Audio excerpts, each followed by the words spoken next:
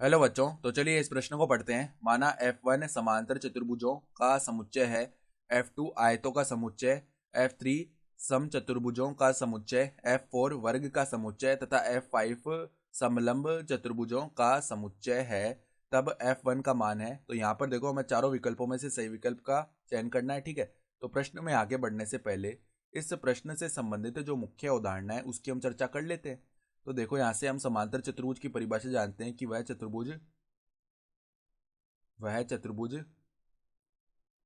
जिसकी सम्मुख भुजाएं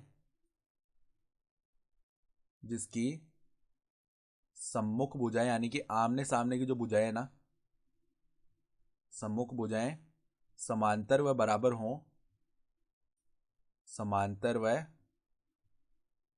बराबर हों, समांतर चतुर्भुज कहलाता है। समांतर चतुर्भुज कहलाता है। ठीक है, यानी कोई सा भी ऐसा चतुर्भुज होगा जिसके आमने सामने की भुजाएं समांतर आ रही होगी और बराबर आ रही होगी, वो सब समांतर चतुर्भुज होंगे। तो अब देखो, सबसे पहले हमें बताया गया F2 आयतों का समुच्चय, तो आयत में भी आमने सामने की भुजाएं समांतर और बराबर होती हैं। ठीक है, तो आयत भी क्या होगा, एक प्रकार का समांतर चतुर्भुज ही होगा। इसका मतलब क्या हो गया कि F2 जो समुच्चय है ना, वो उप समुच्चय हो जाएगा किसका, F1 समुच्चय का।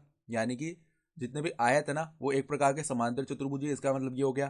फिर देखो, जो सम चतुर्भुज है ना, उनमें भी आमने सामने की भुजाएं तो बराबर होती हैं और समांतर भी होती हैं। इसका मतलब क्या है कि सम चतुर्भुज जो है वो भी क्या है, एक प्रकार के समांतर चतुर्भुज। यानी F3 जो है वो भी क्या होगा, उपसमुच्चय होगा F1 का।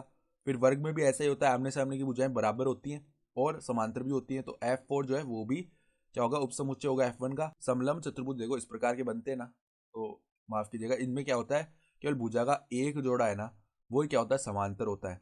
यानी कि देखो, अगर हम ABCD ये समलंब चतुर्भुज बना रहे हैं ना, तो AB और CD ये समांतर होंगे, केवल बराबर भी होना जरूरी नहीं है। यहाँ पर ये समांतर होते हैं, भुजा का एक जोड़ा, और जो दूसरा जोड़ा है ना, वो यहाँ पर समांतर नहीं होता है। यानी कि F5 जो है ना, वो उप समुच्चय नहीं होगा F1 का।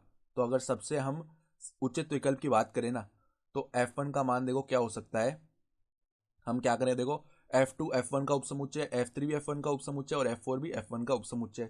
तो F1 संग में हम कर लें F2, संग में F3, संग में F4, तो ये हो सकता है सबसे उचित विकल्प।